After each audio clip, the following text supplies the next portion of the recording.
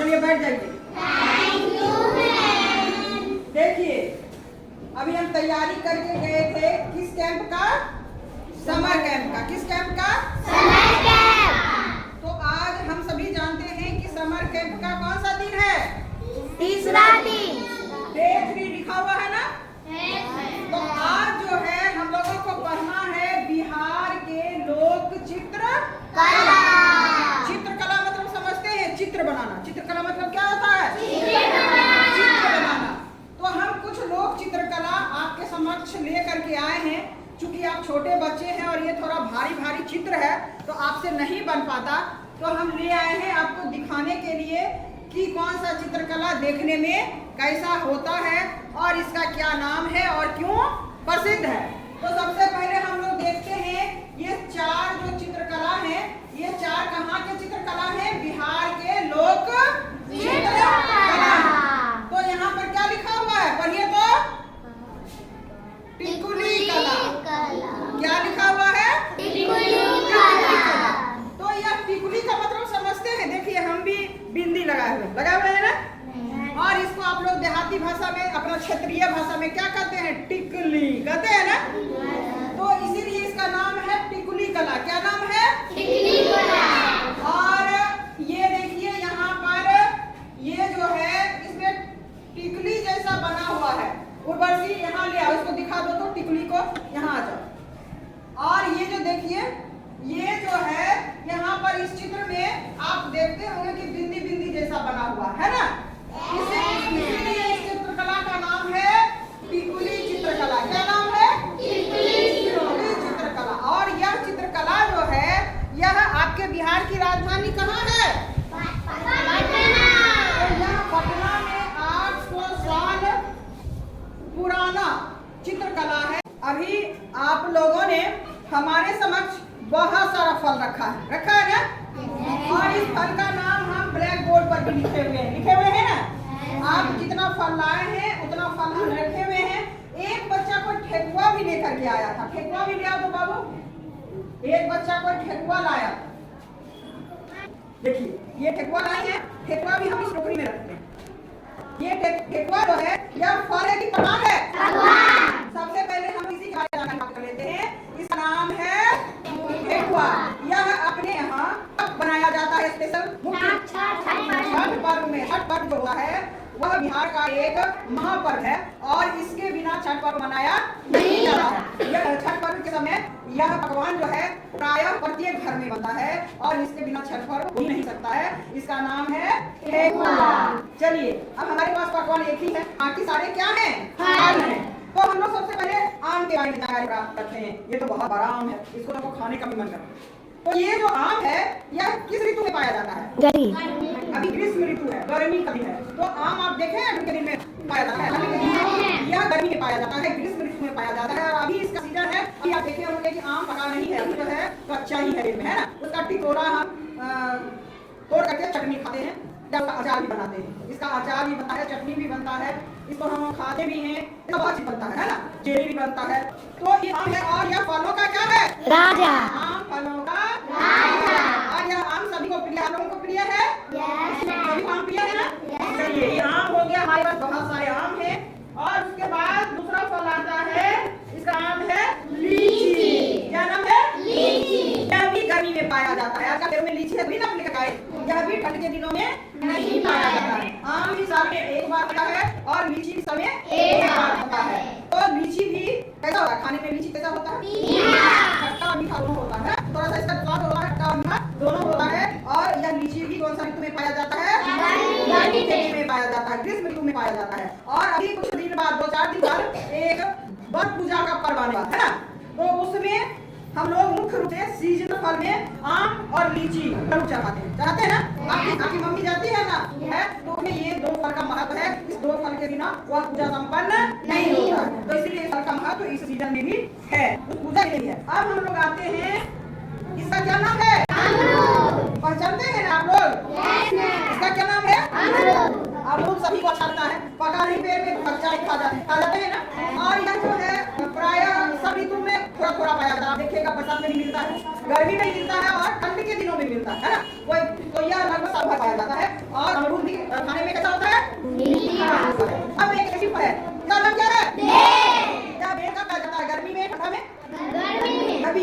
पाया जाता है। ठंड के दिनों में आप देखिएगा कि बेल पाया नहीं जाता, तो इसका नाम है बेल। और इसको हम ऐसे भी खाते हैं और इसका शरबत भी बना के पीते हैं ना। यह हमारे पेट के लिए बहुत फायदेमंद है, हमारे पेट को साफ भी रखता है और ठंडा भी रखता है, इसीलिए गर्मी में हम इसे खाते हैं और गर्मी में पाया जाता है। और एक बात जान लीजिए, जिस ऋतु में जो फल पाया जाता है वह फल हमारे लिए, शरीर के लिए लाभदायक होता है। इसीलिए ऊपर वाले ने, किसी ने हमें उस हमारे के अनुकूल हमें फल दिए हैं और हमें इस सीजनल फल को खाना चाहिए। आप सेब मत खाइए, आप अंगूर मत खाइए, आप नारंगी मत खाइए, आप ये सीजनल फल खाइए, आपको उतना ही फायदा करेगा जितना आप सेब, अंगूर और नारंगी खाते हैं, उतना ही फायदा आपको यह फल भी करेगा। ठीक है, अब सबसे एक अच्छा फल आपको दिखाना चाहते हैं, इसका नाम है, कई बच्चे नहीं जानते, इसका क्या नाम है? वाह वाह वाह, जलेबी एक मिठाई होता है ना। जलेबी हमारा, जो जलेबी आप खाते हैं बाजार से खरीद करके, हमारा राष्ट्रीय मिठाई क्या है? हमारा राष्ट्रीय मिठाई है, लेकिन ये मिठाई नहीं है, ये क्या है? नहीं, ये मिठाई है कि फल है? लेकिन इसका नाम जलेबी इसलिए है कि ये जलेबी जैसा है।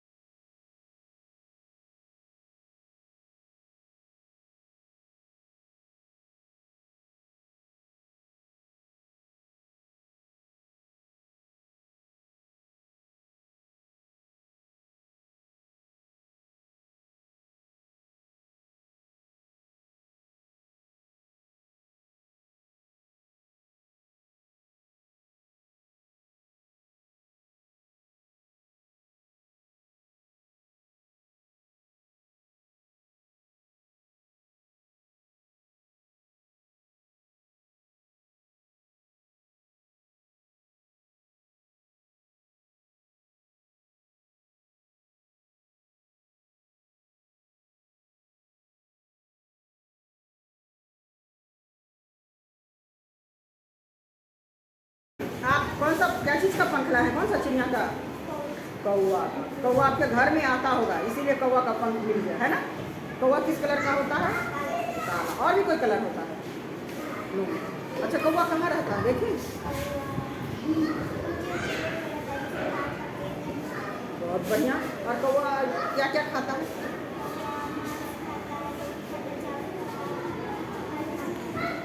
तो कौवा को क्या कहेंगे? शाकाहारी कहेंगे, मांसाहारी कहेंगे कि सर्वाहारी कहेंगे? क्योंकि वो सब चीज़ खाता है ना। और कौवा कैसे बोलता है? और कौवा जो है, आप इसमें से कौवा को पहचानते हैं? पहचानिए तो कौन सा है कौवा? ये कौवा है। और ये क्या है? ये बोगला है। और ये क्या है? और ये क्या है? तो सभी पंछी को पहचान गए। तो मोर जो है वो क्या है? शाकाहारी, सर्वाहारी क्या है? सर्वाहारी। अच्छा, और कौवा क्या है? सर्वाहारी। सर्वाहारी। और बगुला क्या है? क्योंकि ये क्या क्या खाता है? हाँ, और बगुला कहाँ रहता है? कीड़े मकोड़े और मछली। और ये बगुला रहता है नदी के किनारे, पेड़ पर, है ना। और ये क्या है? कबूतर क्या है? शाकाहारी, मांसाहारी, सर्वाहारी? शाकाहारी, क्योंकि ये सिर्फ दाना ही खाता है ना। तो चलिए, आप सभी पंछी को पहचान गए ना। चलिए, बहुत बढ़िया। ये गोखरू के बीज जंगल में पड़े हुए रहते हैं और बकरी गाय के शरीर में आकर के क्या हो जाते हैं? चिपक जाते हैं। और जब बकरी गाय आती है अपने घरों में या रास्ते में, शरीर को कहीं दीवार में रगड़ती है, जब उसके शरीर में इससे खुजली होता है या बैठती है कहीं पर, तो ये उसके शरीर से छूट करके क्या हो जाते हैं? धरती में गिर जाते हैं। और इस तरह से ये जानवर के माध्यम से ये दोनों जो है यत्र तत्र बिखर जाते हैं, इनका बीज बिखर जाता है और पौधा का रूप, पेड़ का रूप ले लेता है। ये क्या चीज है? इसको तो आप लोग बड़े मजे से खाते हैं ना। लेकिन इसको और कौन बड़े मजे से खाता है? चिड़िया खाती है। और ये है बरगद का बीज, इसको भी खाती है। Yes ma'am.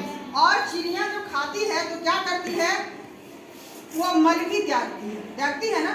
और आप देखे होंगे अमरूद का बीज ही चिड़िया खाती है, अंदर बाहर वाला जो छिलका होता है उसको वह तोड़ तोड़ के क्या कर देती है, फेंक देती है और बीज को खाती है। और जब वह मल त्यागती है बाद में तो क्या होता है कि बहुत सारा बीज उसके मल के माध्यम से बाहर निकल जाता है और वह बीज जो है धरती पर आकर के पनप जाता है। बरगद, पीपल और ये अमरूद इस तरह से क्या होता है कि चिड़िया के माध्यम से बिखर जाता है उसका बीज, है ना। और ये है अरंडी, क्या है अरंडी, जिसको आप लोग कहते हैं अंडी कहते हैं ना। ये भी जब पकेगा तो देखें ये फट से फटता है, आवाज इसका सुने हैं। जब ये अंडी जो पकेगा इसका बीज तो पेड़ में ही जो एकदम पक जाएगा ना वो फट से फटेगा उसका। अगर आप पेड़ के पास खड़े हैं तो उसका आवाज भी आता है, फट से इसे फटेगा और उसका बीज क्या होगा, बिखर जाएगा और बिखरेगा। उसके बाद वह फिर उसका क्या हो जाएगा, वो पौधा हो जाएगा, पेड़ हो जाएगा। तो इस तरह से बहुत, तो हमारे पास कहने का मतलब कि बीज जो है बहुत सारा माध्यम। नमस्कार, आप देख रहे मौर्य न्यूज 18। ये है सरकारी आदर्श मध्य विद्यालय तरबना, जो प्रखंड क्षेत्र साहेबपुर कमाल के नामचीन विद्यालयों में से एक है, जो अपनी प्यार, प्रगति, अनुशासन, गुणवत्तापूर्ण शिक्षा को लेकर एक अलग पहचान है। वैसे आप देखते होंगे हर एक जगह सरकारी विद्यालय जहां शिक्षा का स्तर निम्न विधि व्यवस्था को लेकर सवाल उठते रहता है। आदर्श की मिसाल बनाने में प्रधानाध्यापिका विभा रानी का सबसे बड़ा पहल रहा है। आप आएंगे आदर्श मध्य विद्यालय तरबना तो आप यकीन नहीं कर पाएंगे कि ये सरकारी विद्यालय है या निजी शिक्षण संस्थान। एक सुदूर ग्रामीण क्षेत्र में से इस तरह का विद्यालय बहुत ही कम देखने को मिलेंगे, जहां किताबी ज्ञान के अलावा संगीत, शास्त्रीय नृत्य, खेलकूद, अपनी पारंपरिक भाषा, सभ्यता, संस्कृति, विरासत से भी अवगत कराया जाता है। इसके लिए सिर्फ सप्ताह में एक दिन वेगलेस सैटरडे क्लास कराया जाता है। इससे छात्र छात्राओं के बीच अलग उत्साह देखने को मिलता है। और आगे क्या कुछ कह रही है प्रधानाध्यापिका विभा रानी, जरा सुनिए इनकी बातों को। फिलहाल देखते रहिए मौर्य न्यूज 18। लोग बच्चों को सिलेबस पढ़ाते हैं, कोर्स की किताबें पढ़ाते हैं और बच्चे किताबी ज्ञान हासिल करते हैं। और प्रायः देखा जाता है कि बच्चे सप्ताह के प्रत्येक दिन इस सिलेबस को पढ़ करके एक ही जैसा क्लास वर्ककक्ष में पढ़ करके बच्चे ऊब जा रहे हैं। बच्चे बच्चे हैं, उन्हें कुछ इंटरटेनिंग भी चाहिए और साथ ही साथ जो है उन्हें अलग से कुछ नॉलेज भी चाहिए सिलेबस से हट करके, किताबों से हट करके। तो इसीलिए सरकार की यह सोच है कि कम से कम सप्ताह का एक दिन बच्चों को किताब से फ्री किया जाए, यानी बैगलेस सैटरडे इसका नाम रखा गया कि सैटरडे को क्लास तो होगा लेकिन बिना बैग का होगा, बिना किताब का होगा। बच्चों को किताब के बोझ से हटाया जाएगा। तो इसके लिए बच्चों को हम लोग रंगोली करवाएं, मेहंदी करवाएं, गीत संगीत करवाएं, डांस करवाएं, लाइब्रेरी में करवाएं, खेल कूद करवाएं, इस तरह से इंडोर गेम, आउटडोर गेम। तो बच्चे क्या हो रहे हैं कि कुछ अलग एक्टिविटी भी सीख पा रहे हैं वीकेंड में। और अगर ऐसा नहीं होगा तो हमारे बच्चे जो हैं किताबी ज्ञान के सिवा कुछ अलग से सीख नहीं पाएंगे, कुछ ज्ञान हासिल नहीं कर पाएंगे। लेकिन हमारे बच्चे को हर क्षेत्र में आगे आना जरूरी है। किनके अंदर क्या क्वालिटी है उस चीज में निखार जरूरी है। तो हम सरकार की यह एक अच्छी पहल है, एक अच्छी सोच है कि एक दिन, सप्ताह का एक दिन कम से कम बैगलेस सैटरडे हो, बच्चों को बिना बैग का नॉलेज दिया जाए, बिना बैग की पढ़ाई हो। और इससे जिस बच्चे में जो क्वालिटी है वह हम टीचर के समझ में भी आती है और बच्चे के अभिभावक के भी समझ में आती है और बच्चे बाद में भविष्य में अपने उस क्वालिटी को लेकर के आगे बढ़ सकते हैं। तो मेरे अनुसार, मेरी सोच के अनुसार यह जो सरकार की एक सोच है, एक पहल है, एक हम लोगों के लिए जो एक आदेश जारी हुआ है कि आप लोग सैटरडे को बैगलेस सैटरडे के रूप में बच्चे को ज्ञान दीजिए। तो आज जो हम स्कूल में डांस, खेल, गीत संगीत, चेतना सत्र, लाइब्रेरी, बहुत सारा कार्यक्रम जो आज हम करवाए हैं और प्रत्येक सप्ताह करवाते हैं, यह उस बैगलेस सैटरडे का अंश है, उस बैगलेस सैटरडे का हिस्सा है। और सरकार की एक यह अच्छी सोच है। इसके लिए सब बच्चे की तरफ से हम अपने विभाग को धन्यवाद दें। चलिए, गुड मॉर्निंग बच्चों। जैसा कि हम सभी को पूर्व से पता है कि आज बढ़ा करके गर्मी की छुट्टियां होने वाली हैं, तो गर्मी की छुट्टी को एंजॉय करने के लिए और जानकारी भी देने के लिए कि अभी जितनी गर्मी पड़ रही है, बाहर जितनी धूप है, कि हमें उस धूप से बचना है, हमें लू से बचना है। और अगर किसी को लू लग जाए तो हमें क्या करना है, और हमें लू लगे ही नहीं, इसके लिए हमें क्या करना है, इन सारी चीजों की जानकारी अभी अभी आपको अनुपम सर दे रहे थे स्पीच के माध्यम से, भाषण के माध्यम से।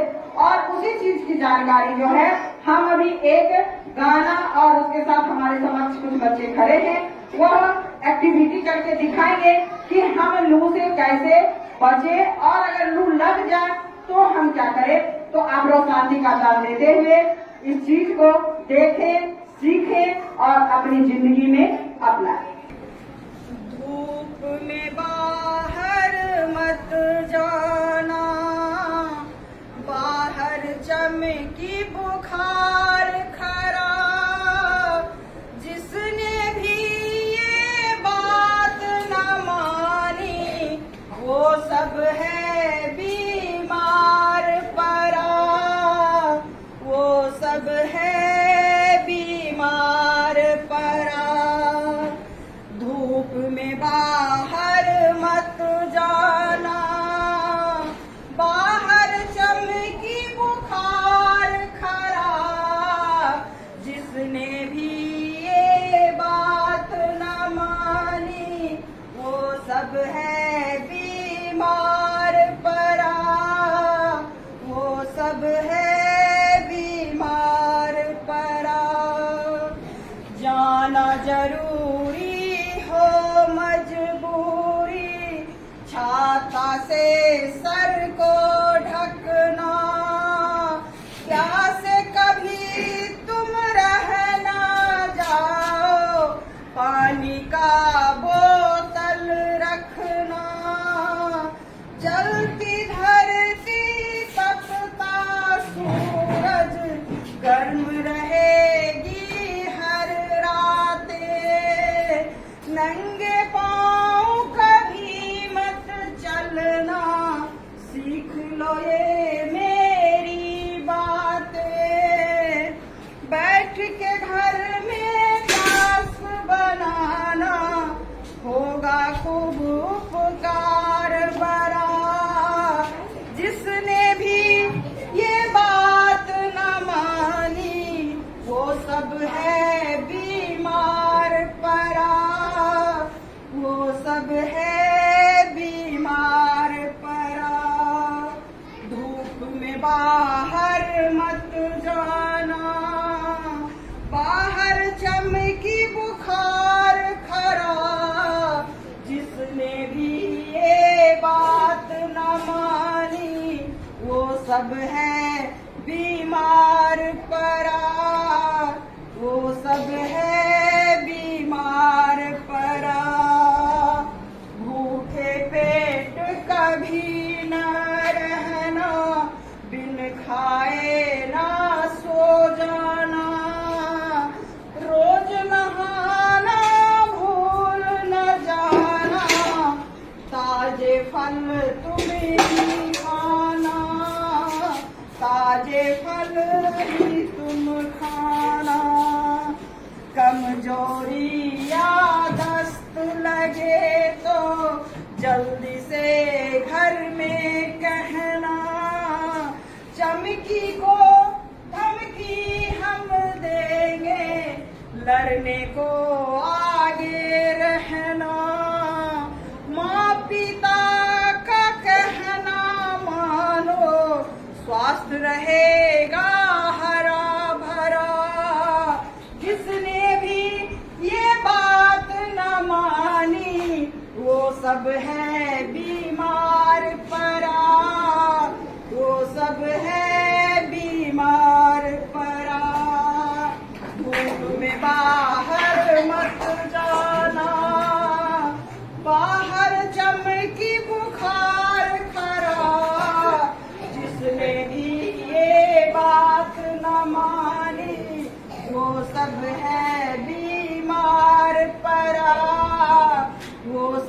है बीमार पड़ा।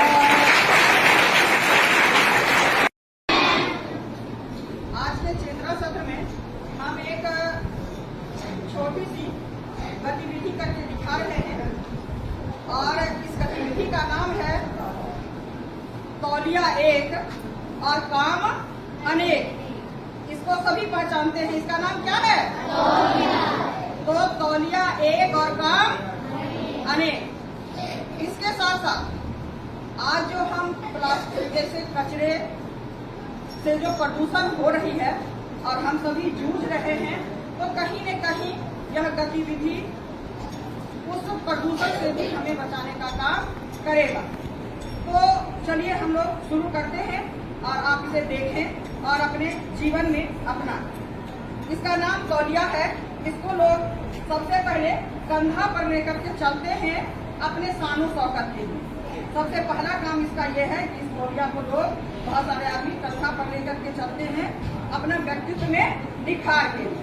अब यह तौलिया हम कंधा पर लेकर के चले और रास्ते में क्या हो गया, हमें गर्मी लगी, बहुत ज्यादा भी तेज धूप है, गर्मी लगी, तो इस तौलिया को उतार करके हम हवा भी कर सकते हैं ना। अचानक से आंधी आ गई और हमारे आंखों में क्या होने लगा, धूल मिट्टी जाने लगी ना। तो हम इस तौलिया से अपना मुंह भी ढक सकते हैं ना। अब क्या हुआ, आंधी के बाद बारिश आ गई ना, और हम भागते भागते कहीं गए छुपने, तब तक में थोड़ा सा क्या हो गया, भीग गए। तो इससे हम अपना मुंह, हाथ, बाल सभी पोंछ सकते हैं।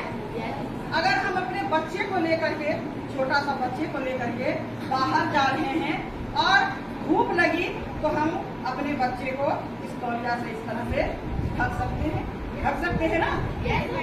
उसके बाद क्या हुआ कि अगर हम को कोई कुछ खाने के लिए दिया और मेरे पास कुछ भी नहीं है, तो गांव में देखते होंगे लोग ऐसे तौलिया बना करके ऐसे करके इसमें ले लेता है, खाते खाते चल लेता है।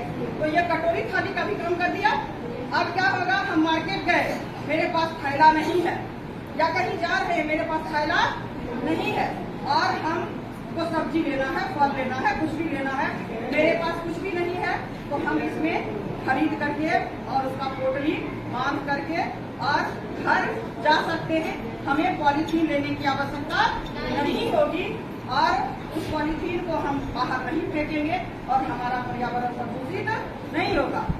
अब है, इसको हम नहाते हैं तो बदन पोंछते हैं ना। उसके बाद अगर हमें कहीं रोड के किनारे जा रहे हैं, नींद लगी है ना, बहुत कस के नींद लगी, तो हम इसको ओढ़ करके सो भी सकते हैं ना। तो अब क्या हो गया, ये गया पुराना हो गया, हर चीज गया, तो हम इससे क्या कर सकते हैं, घर में पोछा भी लगा सकते हैं ना। उसके बाद क्या हुआ, उससे भी खराब हो गया, पोछा भी एकदम फट गया, तो यह हम फेंक देंगे, तो यह हमारे तरफ पॉलीथीन को फेंक देते हैं, तो हमारे पर्यावरण को नुकसान पहुंचाता है। उस तरह से यह जो गमछा है हमारे पर्यावरण को नुकसान नहीं पहुंचाएगा, यह मिट्टी में सरगम के मिल जाएगा और कहीं न कहीं यह हमारे मिट्टी को उपजाऊ ही बनाएगा, है ना। तो यही था गमछा एक और क्या था, काम अनेक। चलिए, धन्यवाद।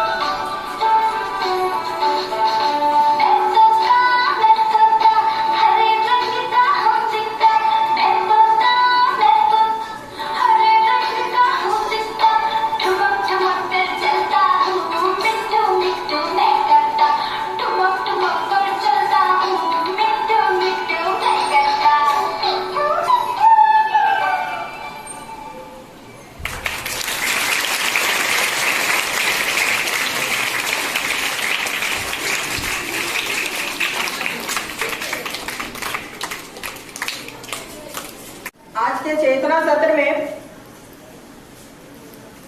हमारे समक्ष आ रहे हैं क्लास 6 के राजू कुमार। अभी हम लोग दीक्षा पोर्टल पर एक प्रशिक्षण प्राप्त कर रहे हैं, जिसमें FLN पार्क में खिलौनों पर आधारित शिक्षा हम लोगों को दी जा रही है। तो उसी में एक वीडियो है जो हमारे पास अवेलेबल सामान है, चाहे कागज है, चाहे बोतल का ढक्कन है, चाहे प्लास्टिक का बोतल है, जो भी हमें आराम से मिले सामान, उससे हम सस्ता सा खिलौना बना करके और उस माध्यम से अपने बच्चों को स्कूल में पढ़ा सकते हैं।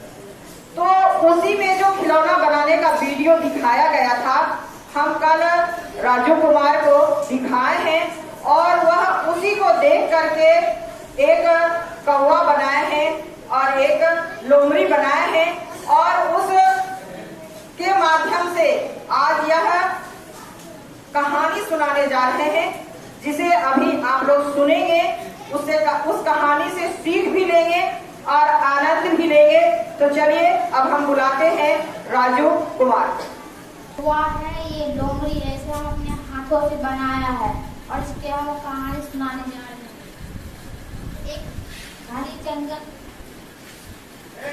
एक घने जंगल में कौवा रहता था। उसे एक रोटी का टुकड़ा मिल गया। वो लेकर पेटी डाल पर बैठ के खा रहा था। उसे एक लोमड़ी ने देखा। लोमड़ी सोचा क्या इससे हम रोटी छीन लेते हैं। वह तकलीफ सोचा, वो कौवे से बोला, कौवे भाई तो बहुत अच्छे गाना गाते हो, जरा एक गाना गा के दिखाओ।